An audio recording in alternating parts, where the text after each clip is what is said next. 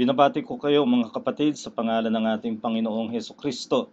Magpapatuloy tayo ng ating paksa sa Sunday School ng Christian Holiness kung saan ay tinatalakay na natin ang standards of holiness at muli kong babalik-aralan lamang at panariwain ang kahalagahan ng standard ay upang malaman natin ano ang kasalanan, ano ang kabanalan. We cannot find sin or holiness without a standard. And what that standard is, I keep maintaining that God Himself as holy is the supreme standard. Pero para malaman natin kung ano ang pagiging banal ng Diyos, binigyan niya tayo ng mga definidong pamantayan. They are like targets that we can shoot upon for bullseye, so to speak, in order that we may truly know what it is to be holy by the standard of God. Nandyan ang Ten Commandments, nandyan ang Kingdom of Christ, nandyan ang example of Jesus, at tatlong ito ay natapos na natin sa ating mga pagtalakay. Tayo ay nagumpisa last week sa fruit of the Spirit, at ito ang pinakahuli na standard na ating pinag-aaralan. And we are focusing on the fruit of the Holy Spirit with the consciousness that our doctrine of God is unique in all religions. Only the Christian faith has a Trinitarian God. We believe in three persons in one Godhead, and believing in three persons means that we need to understand the role of each person in the various works of God, and particularly in redemption. So in the triune God, each person has his role, and we are particularly focusing on the work of redemption. At ibinigay ko ang ganitong diagram where the Father is the one who planned and purposed in eternity, and then it was the Son who accomplished whatever God the Father planned and purposed in eternity, the Son accomplished in history. And in terms of human experience, it is the Holy Spirit who applies in experience. So you have here three levels: eternity, history, and experience, and each of the persons has his role in the economy of redemption. Ang focus natin ay ang Holy Spirit at pagdating sa gawa ng pagliligtas. The Holy Spirit's work in redemption, kasama riyan ang conviction of sin para sa isang wala pa kay Kristo, and then there is regeneration with life sa isang dinadala na niya sa Ebanghelyo. Ay kailangang mauna ang pagbibigay niya ng buhay para siya makapanampalataya at makapagsisi. Ang mas tinututukan natin ay ang may kinalaman sa mananampalataya, which is sanctification of graces, or this is what we call the fruit of the Spirit. Marami tayong magagamit na mga talata sa Bagong Tipan na mga biyayang bunga ng Espiritu, but I am sure that the most familiar and the one that I'm using is Galatians 5:22 and 23. The fruit of the Spirit is love, joy, peace, patience, kindness, goodness, faithfulness, gentleness, self-control. Against such things there is no law. Pinag-aralan na natin ang konteksto nito. Ipapaalala ko lamang na sinasabi rito ay it is singular fruit. Hindi sinabing fruits kundi fruit. Sa makatuwid, they are not separate graces. Ang sari-saring biyayang binanggit dito ay hindi mo mapaghihiwalay para silang isang piling ng bunga na parehong mula sa Espiritu. But we can study each of the graces because there can be degrees of each grace. Maaring lumalago ka sa isang particular na biyaya, ngunit na kukulang ka naman sa iba pang biyaya, at mahalaga sa paglinang ng kabanalan, you know which grace you need to grow in, which grace may be your strength. And also, we need to understand that we are talking here of spiritual fruit. Bunga ito ng Espiritu, kaya ka lang pag-ibahin natin sa matatawag nating just creaturely virtues. May mga bagay na magandang ugali ng mga hindi mananampalataya, maaari silang resulta ng tinatawag na common grace, pero hindi sila ligtas, at sa makatuwid anuman ang kanilang magandang ugali ay hindi bunga ng Espiritu sa konteksto ng ating ginagamit na teksto. So when we talk of the fruit of the Spirit, this can only be true of believers. Ito ay mga biyaya na totoo lamang sa mga mananampalataya, at tiningnan din natin kung paano natin aayusin ang mga biyayang ito. How are we to understand the relations of the graces as fruit of the Holy Spirit? I said that there are popular ways of dividing the 9 graces mentioned in Galatians 5:22 and 23. The usual arrangement is to group them by threes. But I am suggesting a different arrangement that will reflect the supremacy of love as the grace that is motivational of all the other graces. So I compare this to a funnel, love as the funnel out of which will flow other graces. Kaya nandyan ako naman hahatiin sa tigalawa ng mga biyaya. There's joy and peace, and then there is patience and kindness, all coming from love. Then you have goodness and faithfulness, and then you have gentleness and self-control. And the way I arrange these sets of graces is to say that joy and peace pertain to varying situations, while patience and kindness have to do with general relations. Goodness and faithfulness, especially because of the word faithfulness, would pertain most likely to covenant fellowship, and gentleness and self-control will matter in adversarial relations. Kaya ang gusto ko sa ganitong struktura ay pinapakita ang pangunguna ng biyayang pag-ibig. Love is first, and love is motivational for all Christian graces and duties. Kaya naman inuna natin ang biyaya ng pag-ibig sa una nating leksyon under the fruit of the Spirit.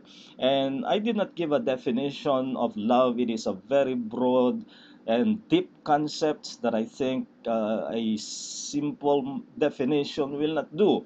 Instead, I gave a denominator, meaning nandoon ito kapag mayroong pag-ibig. At ang denominator is willing gift of oneself for the good of the object. And in our study last week, there are 3 objects of such gracious love: love to God, love of brethren, and love of sinners. Each of the object will have a particular good that love is seeking to serve.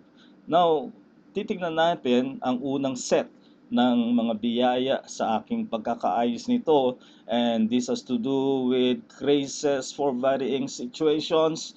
That's joy and peace. So the first grace we are going to consider is the grace of joy. And again, iliwanagin natin na joy ay hindi natin maaaring itumbas sa natural o likas na pagiging masayahin. This is distinct from natural happiness. We are not against being happy, but being happy is not equal with the gracious joy, which is the fruit of the Spirit. Now, in the use of the scriptures, in the use of the New Testament, it can have the sense of gladness. So, merong kadikit doon sa masaya, but even when it is used in the sense of gladness, look at Acts 11:23, nang nagkakaroon na ng gawain doon sa Antioch, ay isinugo doon si Barnabas. And sinabi roon, when he came and had seen the grace of God, he was glad and exhorted them all that with purpose of heart they would cleave unto the Lord. So dito makikita natin na ang nagpagalak kay Barnabas ay ang nakita niyang biyaya ng Diyos. So even here where the sense is being glad, it does not mean natural happiness. Happiness, you see, is externally stimulated. And as I shall show, that is not the essence of joy. Again, nothing wrong with being happy. We can use external stimulus in order to make us happy. Kung yan man ay palabas sa media or birthday o ano pang mga dahilan para maging masaya, walang mali doon. Hindi lang ito ang bunga ng Espiritu. And there is a warning I want to say, because in some modern versions, the word blessed is often translated happy. This is especially the case. Yung kaaral lamang natin na Beatitudes, blessed are the meek, etc., ay nagiging happy. And I want to say that Again, we are not against being happy, but blessedness means the privilege of the grace of God, which is above that of mere happiness. Now, joy is again a word that has a broad range of emphasis and meaning, and I will not give a neat or straightforward definition, but just like with love, I will give you a denominator. What is the denominator of gracious joy?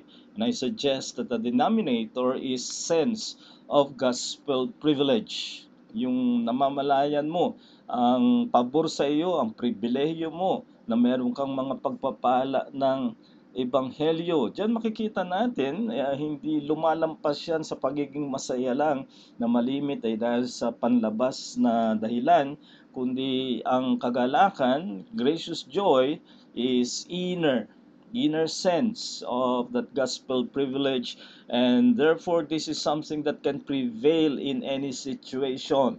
Kaya nga nilagay ko ito sa set of two graces that I call graces for varying situations. Joy can prevail in any situation, and one text that clearly connects the gospel and something of a situation that may not make us happy but still have joy, itong sinabi sa 1 Thessalonians 1 and verse 6, and you became followers of us and of the Lord, having received the word. In the word here in the context is the word of the gospel. They have received the word of the gospel, but the context or circumstances is in much affliction, but with it is joy of the Holy Ghost or the Holy Spirit.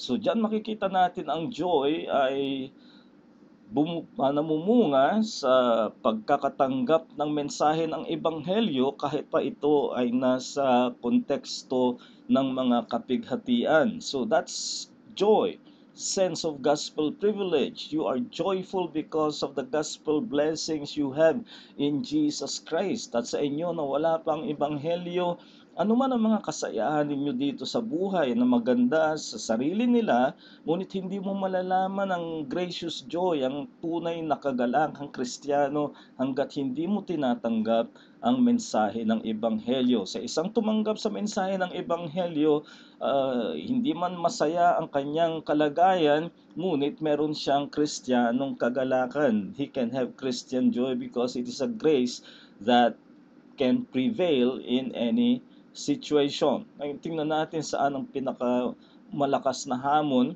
na pakilusin natin ang Kristiyanong kagalakan. Well, first is joy in times of trial or suffering. Well, this is where it accents the distinction between joy and happiness. Siyempre, pag time of trial and suffering, ay hindi ka masaya. Pero hindi ibig sabihin na wala ka ng kagalakan sa Panginoon. At ito ang maliwanag sa James chapter 1 verses 2 and through 3. Count it all joy, my brothers, when you meet trials of various kinds, for you know that the testing of your faith produces steadfastness. Yan ang sabi ni Santiago, ibilang mo na kagalakan. Now, that cannot mean forced happiness when you are in actual sorrow. Sorrow because of circumstances, sorrow because of events in the family, and there are reasons for grief.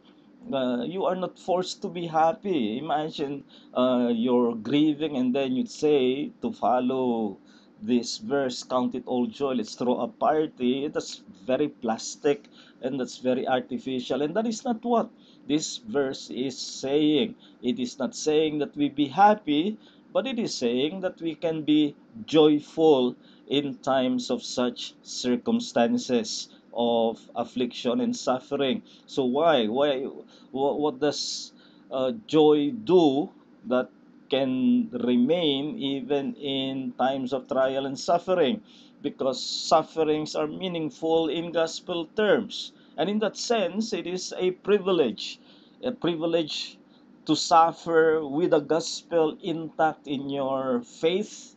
Ay ang magiging kalalabasan niyan ay it drives you to growth of character. lalago ka sa iyong karakter na Kristiyano. Yan ang sinabi ni Pablo sa Romans 5:3 and 4. Not only that, but we rejoice in our sufferings. There's the word in verb form, rejoice in our sufferings, knowing that suffering produces endurance, and endurance produces character, and character produces hope. So ang mga kapighatian ay maaring mamunga ng iba't ibang karakter na maaring hindi mamunga kung puro kasayahan ang iyong nararanasan sa buhay. So, and also Paul speaks of fellowship of suffering with Christ. Kaya in that sense, it is a privilege na malaman mong ang paghihirap mo ay pakikipagkaisa sa pinaghirapan ng ating Panginoong Hesukristo nang tayo ay kanyang iligtas. Of course, our suffering does not have any atoning significance, but it has a fellowship experience with the Lord Jesus Christ. So joy can be maintained even in times of trial and suffering. Another test of, or one thing that it tells us about an opposite sin that will rob us of joy is grumbling. Kapag tayo ay maangal sa panahon ng mga kapigatian, doon madali tayong mawalan ng kagalakan. Hindi na nga tayo masaya at hindi naman mali na hindi tayo masaya, pero maaring mapanatili natin ang kagalakan if we define it as a sense of gospel privilege. But in times of sorrow, I hope the current message in the pulpit is helping us to understand that there is a place for lament for the Christian, but not grumbling. Lament that still believes in the providence of God. Ang ikalawang pagsubok ng kagalakan is joy on behalf of the blessings of others. Yung nagagalak tayo, wala man sa dahilan sa ating sarili, sa ngayon ay may kagalakan tayo sa mga pagpapala ng iba. Yan ang sabi ni Paul na dapat nangyayari sa katawan ni Kristo, sa iglesia. Rejoice with them that do rejoice, and weep with them that weep. So there is empathy, and empathy includes the positive of having joy on behalf of others because of their blessings. Again, dito maiiba natin sa happiness. Mere happiness is self-oriented. Masaya ka dahil sa nangyayari sa iyong buhay, maring sa iyong pamilya, pero ang kagalakan ay maaring tumingin sa iba, sa kapatiran, na wala mang resulta sa iyo, ngunit dahilan na merong resulta sa kanila ang pagpapala ng Diyos, nagagala ka para sa kanila. It reminds us that joy is kingdom-oriented. Katatapos lang natin pag-aralan ang kingdom, one of the standards in the New Testament. The rule of Christ and joy is one fruit of submitting to the rule of Christ. At kung sabi ng Romans 14:17, for the kingdom of God is not eating and drinking, but righteousness and peace and joy in the Holy Spirit. Kaya hindi ito sa mga karaniwang kinasasaya natin, sa mga salo-salo ng pagkain o ano paman, kung hindi dahil sa paghahari ng Diyos na nararanasan natin ng kagalakan dahil sa Espiritu. And the reason why we can and rejoice in the blessings of others, even if the blessing does not impinge upon us, is because we recognize that God is sovereign in His blessing. Maaari niyang pagpalain kung sino ang gusto niyang pagpalain at wala tayong karapatan na maghusga o karapatan na magsabi kung sino ang pagpapalain ng Diyos at sino ang hindi. And that means it requires of us denial of self-merit. Maaring tayo may ginagawa rin, pero tandaan natin na sa ating paglilingkod ito ng isang tinawag na earthen vessel, isang lalagyan na gawa sa putik, gawa na babasagin, marupok, at nilagyan lamang ng yaman ng ebanghelyo at ang sinabay upang ang kapangyarihan ay mauwi sa Diyos at wag sa atin. Sa makatuwid, feeling entitled to blessings that make makes you unable to rejoice on the blessings of others when you are not equally blessed. This is what is called envy. And envy is one sin that easily robs Christians of gracious joy. In the very first negation of what love is not, in the love chapter of 1 Corinthians 13, the very first negative is love is not envious. Ayan ang talagang haharang sa pagkilos ng pag-ibig bilang motibo na dapat ay mamunga sa kagalakan kasama ang kagalakan para sa iba. Ngayon tingnan natin ang ikalawang biyaya na maaring mamayani sa anumang mga kalagayan at yan ang peace, so kapayapaan. And again, to distinguish this from mere creaturely virtue, this is distinct from natural calm. Yung likas lang na mahinahon at hindi nababagabag. Maganda yon, pero hindi iyan ang biyaya ng kapayapaan na tinutukoy dito. The Hebrew shalom from which this is derived denotes how things ought to be. What is right for things. Sometimes it is applied to land in the Old Testament when the land is fertile and you expect bountiful harvest. That is how land is supposed to be. Or a tree that is bearing fruit, it is shalom because that is how a tree is supposed to be. Kaya shalom is simply denoting how things ought to be, and when applied to person, it means what a person should be. Kahit paano ang nakapaligid sa kanya ng mga pangyayari. Kaya dito, malimit na pag-aakala sa kapayapaan ay walang sigalot, walang away. Maganda na wala tayong kaaway. Strive to avoid conflicts, but absence of conflict is not equivalent to peace. In fact, sometimes the reason why we do not have anyone against us is because we are so compromising of our message. Yan ang sabi ng Panginoon sa Luke 6:26, "Woe unto you when all men shall speak well of you, for so did their fathers to the false prophets." So the false prophets were those who just spoke what the people wanted to hear instead of speaking the word of God that can sometimes cut to the heart.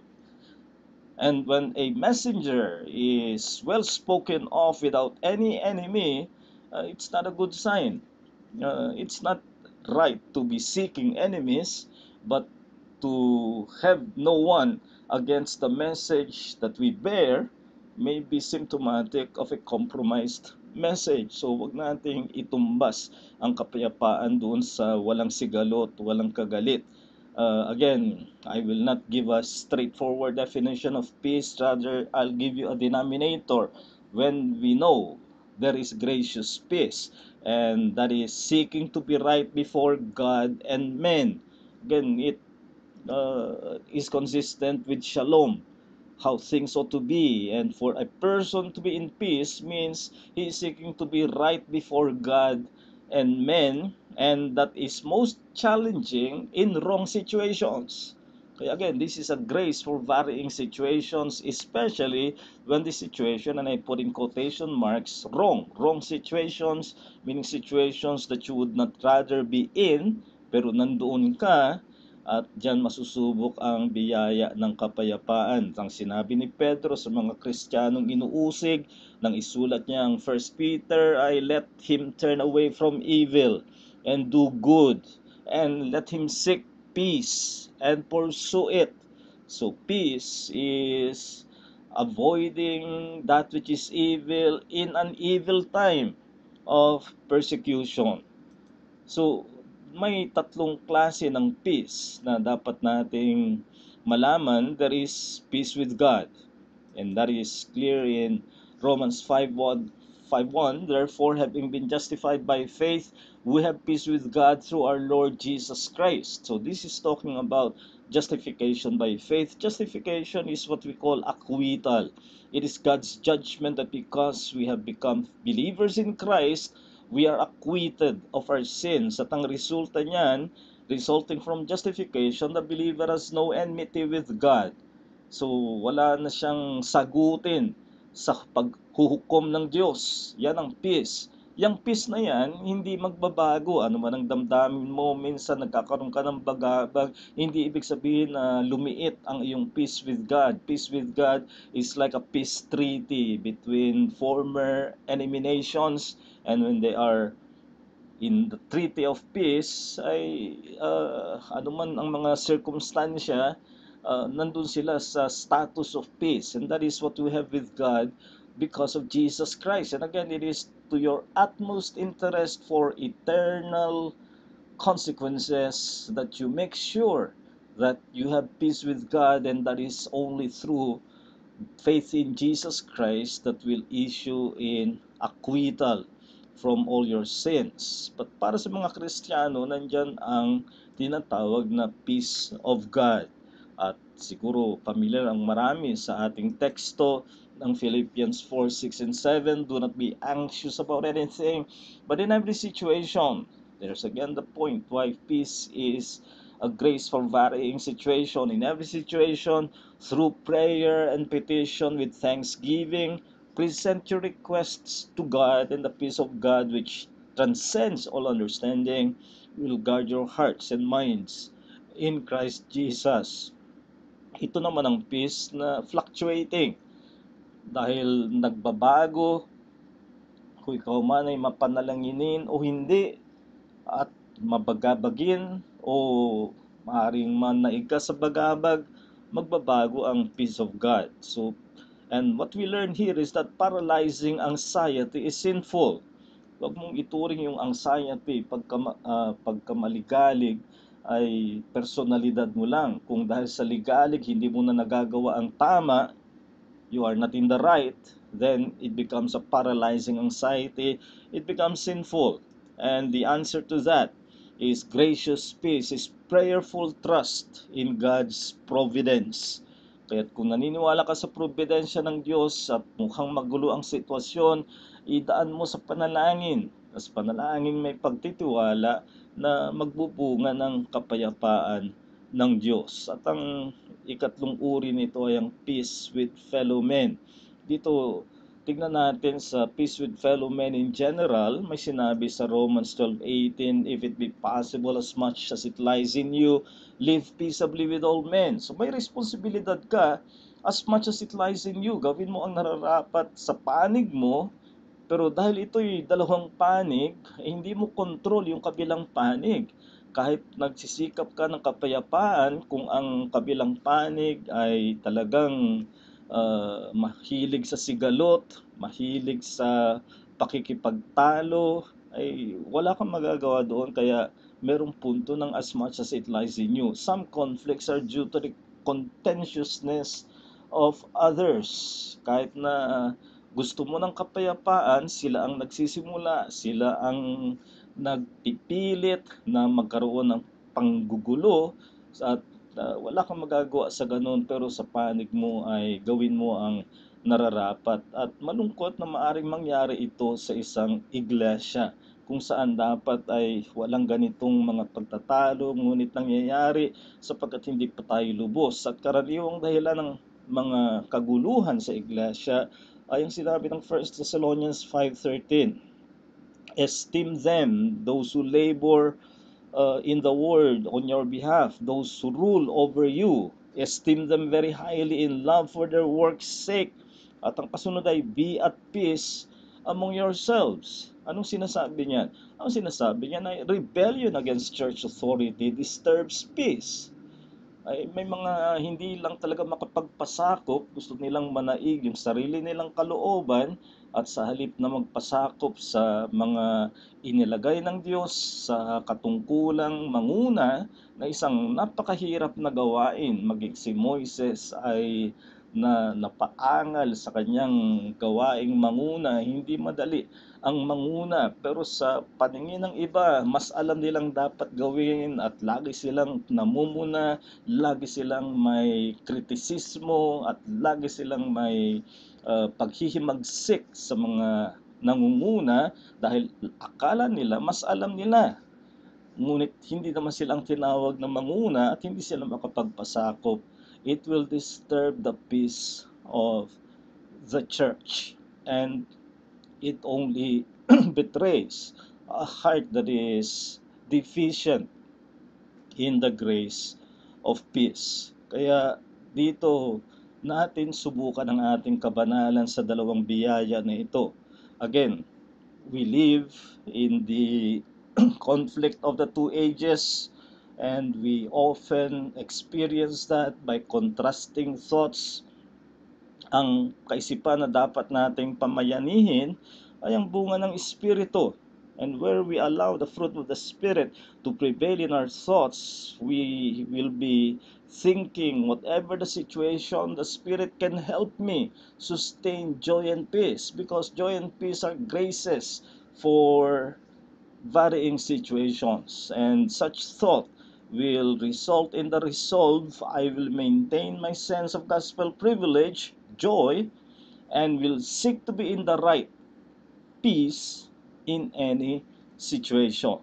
Ang kasalungat nito ay ang pag-iisip ng bunga ng remaining sin. My spirit is shaped by my situation that I cannot control. Ang diwa ko'y nahuhubog ng mga kalagayang hindi ko control, at ang malimit na ibinubunga niyan ay I seek external means to maintain happiness and then compromise just to keep the calm. And ganyan ang dalawang magkalabang puwersa ng age to come and this age. At ang hamon sa atin ay pamayanihin natin ang kabanalan ng kaharian ni Jesucristo na makikita sa bunga ng Espiritu na dito ay sa kagalakan at sa kapayapaan. So my final challenge is that in a contentious world seeking happiness, there's the irony. It's a world that is so much hooked to happiness. It will do anything just to be happy, and yet it is a contentious world. Two things that go together in a sinful world, seeking to be happy and yet contentious. And in the midst of that kind of world, holy people will shine because of their joy and because of their peace. At yan natin sikapin na maipakita ang ating kabanalan, sapagkat narito tayo sa mundo na puno ng sigalot, samantalang naghahanap ng kasayahan. May mas mabuting alternatibo ang kabanalan, at ito ang kagalakan dahil sa mga pribilehyo ng Ebanghelyo, at ito ang kapayapaan na nagsisikap na nasa tama kahit pa nasa kalagayang mali. Ayan ang Kristiyano na magpapakabanal, at sana sikapin natin na maging ganung uri ng banal na may kagalakan at kapayapaan. Maraming salamat sa inyong pakikinig. Sana kayo ay nakinabang at pagpalain kayo mula sa pag-ibig ng Diyos Ama, sa biyaya ng kanyang anak na si Jesucristo, at sa pakikipisan ng kanyang banal na Espiritu.